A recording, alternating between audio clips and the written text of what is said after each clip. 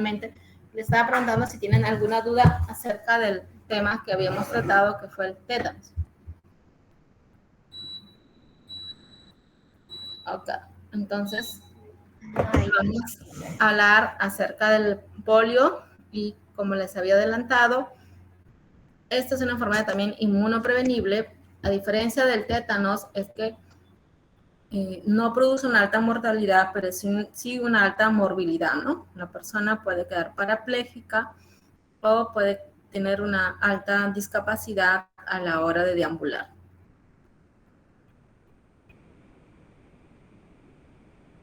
Entonces, como introducción, vamos a hablar de las estadísticas. Podríamos decir que las Américas ya tiene 25 años libres sin polio salvaje. Y el Perú también. El último caso descrito de polio salvaje en Perú es en el año 1991, en Junín, pero todavía tenemos áreas, sobre todo de la zona del África y del Asia, que aún describen casos de virus de polio salvaje. Y esto va, a pesar de ser una forma inmunoprevenible, esto va de la mano con los diferentes problemas sociales, ¿no? Y económicos, ¿no? Tenemos que estas son zonas, lamentablemente, de muchas inestabilidad social, ¿no? Donde hay guerras, conflictos armados, ¿no? Y esa es una de las causas por las cuales no se consigue una cobertura de vacunación, ¿no? El objetivo de porcentaje de vacunación para erradicar la polio es del 95%, es un porcentaje bastante alto. Y inclusive ya se está hablando de cambiar o dejar de lado una de las vacunas que por años se usó, que es la vacuna oral. ¿Y por qué?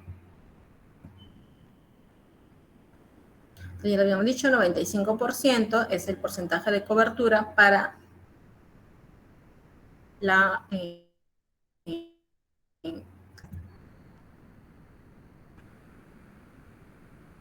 ¿por qué es importante pensar tal vez en el cambio del esquema de vacunación, que es lo que finalmente se hizo, ¿no? No sé si ustedes anteriormente, me parece que estamos ya 5 años desde del cambio del esquema de la polio, las 3 dosis de polio que se aplican al segundo, cuarto y sexto mes de vida eran de tipo oral.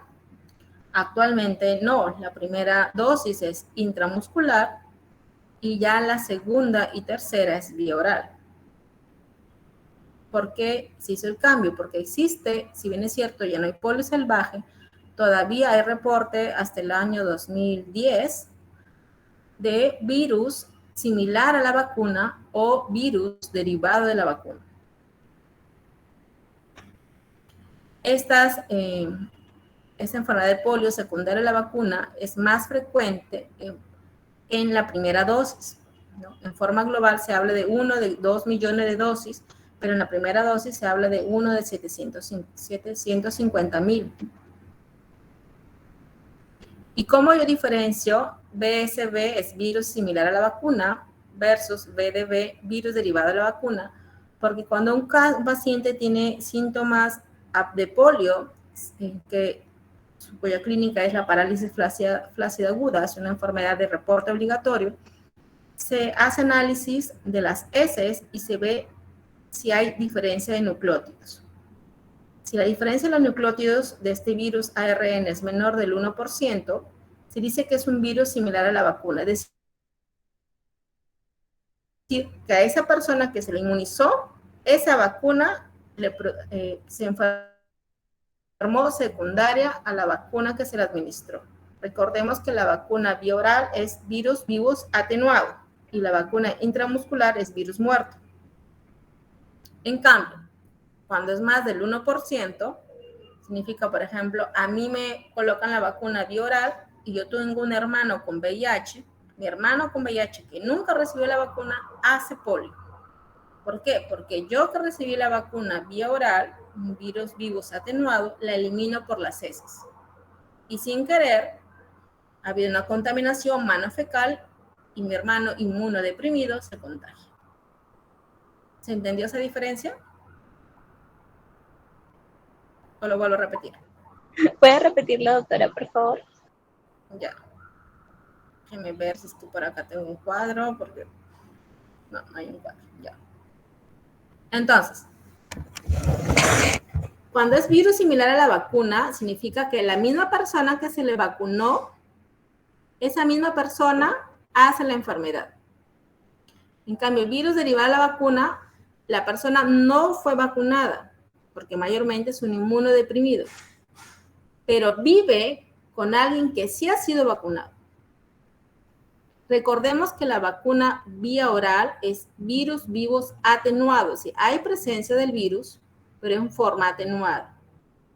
Y este virus, que ha sido modificado para ser administrado como vacuna, se elimina por las heces. Entonces, por ejemplo, este niño recibe su vacuna de polio oral, elimina la polio por las heces, y si tiene a su alrededor alguien que conviva con él, que es inmunodeprimido, esa persona, por no estar vacunada, podría enfermarse y producir el virus derivado de la vacuna. Entonces, el similar a la vacuna, él mismo recibió la vacuna, la misma persona se contagia. Derivada de la vacuna, él no recibió la vacuna, pero se contagió porque alguien cercano a su casa lo eliminó el virus por las heces. Un virus vivo atenuado administrado a través de una vacuna. ¿Cuáles son los factores de riesgo? ¿No? La primera es bajo porcentaje de vacunas, claro está, porque cuando yo tengo a alguien que se enferma por virus derivado de la vacuna, significa que esa persona no ha recibido la vacuna. ¿Sí? Entonces, eso siempre es importante diferenciar, porque eso activa las alertas epidemiológicas, ¿no? Para mejorar el esquema. Ahí no se cumplió el objetivo de inmunización. Esa persona no tiene vacunas y por eso se enfermó. Obviamente, como estamos hablando de una enfermedad mano-boca, que se contagia a través de la manipulación de las heces, estamos hablando de condiciones de salubridad bajas, ¿no? De estratos sociales bajos por la inequidad social. Otro, la tardía detección de los primeros casos. Si por ahora hubiera más de un caso, significa que este primer caso que ha estado eliminando el virus por las heces no fue identificado. Entonces, ha seguido contagiando a otros. Y claro está el huésped. ¿Por qué? Porque el virus derivado de la vacuna, como les había comentado, está asociado a inmunosupresión y sobre todo a alteraciones del hipo o a gamma globulinemia, ¿no? Los dos casos reportados de virus derivado de vacunas, o sea, ellos nunca recibieron ninguna vacuna contra polio, pero tuvieron cercano a su casa familiar, a su ambiente familiar, alguien que sí había recibido. Los dos uno de ellos tenía gamma globulinemia y el otro niño tenía hipogamma globulinemia. ¿Alguna duda, alguna pregunta? Ok. Este es un virus ARN que va a tener 3 serotipos. Tenemos que existen 3 serotipos de polio. Prácticamente actualmente el único tipo de serotipo que está circulando es el tipo 1. Y esos serotipos descritos son por los antígenos que tiene el virus de polio, que son los BP1, BP2, BP3, que están a nivel de la membrana. El BP4 está dentro de la membrana, por eso es que no describe ningún serotipo. Entonces, este virus se va a unir con su receptor, que es un CD155, y como es ARN, va a tener primero que tener una traducción, porque nosotros producimos ADN, no ARN. Y esta traducción la utiliza sintetizando, produciendo una poliproteína. Esta poliproteína va a tener, como su nombre lo dice, múltiples funciones a favor del virus. Y la más importante es duplicar y ensamblar, duplicar el ARN, la información genética del virus, y finalmente ensamblar el virus de polio. Hemos dicho que es una enfermedad mano-boca, que se contagia por tener contacto con los alimentos contaminados con las heces. Entonces ingresa por la vía oral, intestinal y va a ir a todo lo que son el sistema de ganglios, los ganglios cervicales, ganglios linfáticos mesentéricos, y es ahí en donde se produce la primera viremia. En esta viremia van a tener predilección el virus para ubicarse a nivel del hígado, del vaso, de los ganglios linfáticos, y también va a tener predilección por el sistema nervioso central, exactamente por las neuronas del asta motora ascendente. ¿Por qué es una enfermedad que se puede erradicar? Porque el único reservorio es el hombre, no hay ningún otro reservorio. Entonces es una enfermedad erradicable. El tiempo de incubación puede ser de 1 a 3 semanas. Y el periodo de contagio se ha descrito tan corto como 2 a 3 días y tan largo como 1 mes a mes y medio. ¿Por qué? Porque como les habíamos dicho al inicio, se elimina por las heces. Y se ha probado que la eliminación del virus por las heces incluso puede durar 6 a 8 semanas. ¿Cuáles son las formas clínicas del virus? Tenemos la forma clínica asintomática, que es la más frecuente, 95%, y es muy similar en 95% de los casos, y la forma clínica abortiva, que se va a clasificar en paralítica y no paralítica. De las dos, la más frecuente es la no paralítica, 1% de los casos, que es muy similar a una gripe. Y la paralítica es la 10ª parte de los casos. Pero tiene una morbilidad alta y una letalidad que puede oscilar del 2 al 20%. De la forma clínica sintomática, la poliomielitis abortiva, como les había señalado, también se llama enfermedad menor porque se caracteriza por presentar un cuadro pseudogripal. La gran mayoría de pacientes no van a ser mayores, solo van a tener una sola viremia, pero algunos de estos pacientes van a presentar una segunda viremia. En niños está descrito 2/3 de estos pacientes van a presentar poliomielitis no paralítica, que es la meningitis por polio. Es decir, van a tener signos meningios por la invasión del virus polio en el líquido cefalorraquídeo. Y dependiendo de la severidad de estos síntomas o de la evolución del virus, va a aparecer la ausencia de reflejos osteotendinosos para finalmente producir la polio paralítica. Entonces, la gran mayoría de pacientes sintomáticos son síntomas pseudogripales. De los escasos pacientes con síntomas del sistema nervioso central, tenemos dos formas. La no paralítica, muy semejante a una meningitis, y la paralítica, en donde hay una afectación de la segunda neurona motora. Solamente de los pacientes con poliomielitis no paralítica, solo 2/3 van a tener historia de haber tenido síntomas pseudogripales. Algunos de ellos, como vamos a ver, tienen ausencia de la historia de poliomielitis abortiva. Entonces, miremos acá. La mayoría son asintomáticos. Si ven acá esta línea punteada que señalo con la flecha, 90-95% son asintomáticos. El resto, la gran mayoría, son síntomas pseudogripales. Pasa una gripe y no pasa nada. Un minuto, chicos.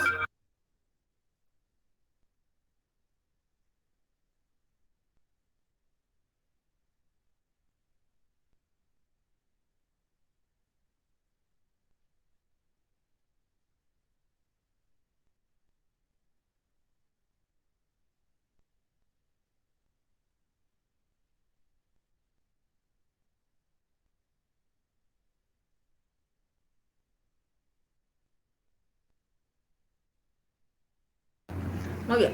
Entonces, la gran mayoría de pacientes con polio son asintomáticos. De los sintomáticos, la gran mayoría son pseudogripales. De las formas severas, que tenemos dos, la forma paralítica y la no paralítica. Solamente 2/3 de la forma severa van a tener historia de síntomas pseudogripales. El resto, 1/3, no va a tener esta historia. O sea, de frente van a aparecer con signos meningios o de frente con parálisis flácida aguda. Y esta primera viremia, que es la forma leve, va a haber eliminación del virus en esta primera viremia tanto en sangre, en secreciones faringias y en las heces. En cambio, en la segunda viremia, cuando hay síntomas neurológicos, el virus solamente se va a encontrar en las secreciones faringias y en las heces. Y es por eso que cuando hay reporte de parálisis flácida aguda, la de búsqueda de polio se da a nivel de las heces. Y algo importante que señalar, no recordar que todo paciente con diagnóstico de parálisis flácida aguda es de reporte obligatorio. Entonces, ¿cuáles son los síntomas que habíamos señalado? Podría haber un caso de pseudogripe, malestar general, dolor de cabeza, disminución del apetito, náuseas, vómitos. Y podría autolimitarse la enfermedad, pero un porcentaje bajo, menor del 1%, va a tener una segunda viremia. Y es ahí donde va a aparecer los signos meningios y posteriormente la parálisis flácida aguda.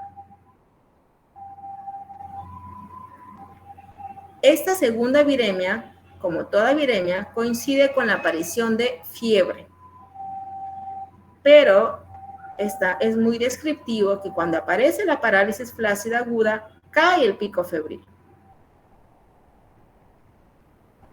Entonces, acá, como toda meningitis, las vamos a encontrar en este tiempo de meningitis por polio, vamos a tener un líquido cefalorraquídeo alterado en lo que es la celularidad y en lo que es la parálisis flácida, que también para confirmar las sospechas está indicada la punción lumbar. Lo característico es sobre todo un aumento de las proteínas, proteinorraquia. Entonces ustedes ven en este gráfico la parálisis flácida es de tipo ascendente, es asimétrica, como ven, la atrofia muscular no es igual de un lado a otro lado, es más a predominio proximal, es decir, los músculos que están unidos a la cadera, al hombro, podría estar precedida por una enfermedad leve, como hemos dicho, 1/3 de ellos sí, 1/3 de ellos no, 2/3 sí. Mayormente es una enfermedad aguda. En ese momento hay fiebre, pero cuando aparece la parálisis empieza la caída de la fiebre y los síntomas sensoriales en el momento de la parálisis son muy escasos, porque la parálisis se va a manifestar cuando hay 50% de daño de las neuronas motoras del asta anterior. Con 50% del daño va a haber síntomas. Recién después, la polio va a dañar las astas dorsales y ahí va a haber hiperalgesis. Pero en el momento de la parálisis no debería haber síntomas sensoriales. Entonces, acerca de la clínica, ¿alguna duda, alguna pregunta?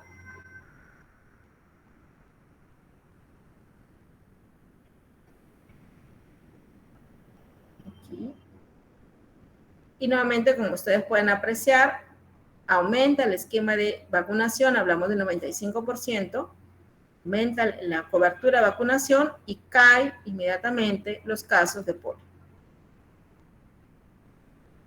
Tenemos, por ejemplo, que todavía hay zonas, incluso en América, ¿no? Por eso hay que estar atentos de casos con polio salvaje, ¿no? Recordemos que, por ejemplo, tenemos también zonas muy convulsionadas, ¿no? En Haití, por ejemplo, incluso este año, ¿no? Hubo un magnicidio, ¿no? Asesinaron a su presidente, es una zona de mucha convulsión social y económica, y de gran inestabilidad política.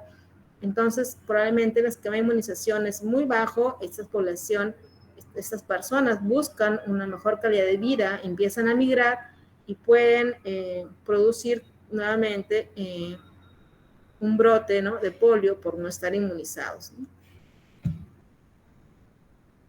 Como lo que pasó con la difteria, ¿no? Que hemos tenido un caso de difteria en el año 2021, ¿no? Después de muchos años de silencio. ¿Cuáles son los diagnósticos diferenciales? Nosotros, diagnóstico de parálisis flácida agudas, tenemos síndrome de Guillain-Barré. Bueno, la neuritis traumática es un poco más descriptiva por el antecedente, pero las dos más importantes son síndrome de Guillain-Barré y mielitis transversa, ¿no? En el síndrome de Guillain-Barré, la diferencia es que esta parálisis es simétrica y es distal. Recordemos que en la poliomielitis era asimétrica y proximal. O sea, acá la debilidad es mayor en las manos y en los pies. Y en ambos va a haber ausencia de los reflejos osteotendinosos, pero y a diferencia, lo que sí, la diferencia de la mielitis transversa, va a haber síntomas sensitivos. La mielitis transversa está caracterizada mucho por hiperalgesias, sobre todo en extremidades inferiores. Y es una parálisis simétrica, con predilección de miembros inferiores. Excepcionalmente, hay que señalar que la polio, de los pacientes con polio paralítica, un 2% puede producir daño a nivel del bulbo raquídeo, y es este daño a nivel del bulbo raquídeo que se asocia con la muerte. Y él es el último caso de polio en el año 1991, ya es un adulto. Lo otro, no, leí una entrevista, lamentablemente me olvidé su nombre, creo que es Joaquín, pero prefiero no equivocarme, ¿no? Y como ustedes ven, aún tiene una gran discapacidad en lo que es la deambulación. ¿Dudas, preguntas?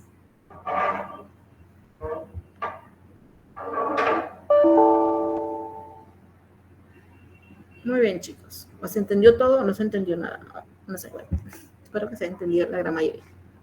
Acá, le comparto la información con su coordinadora y menos por el día de hoy, eso sería todo.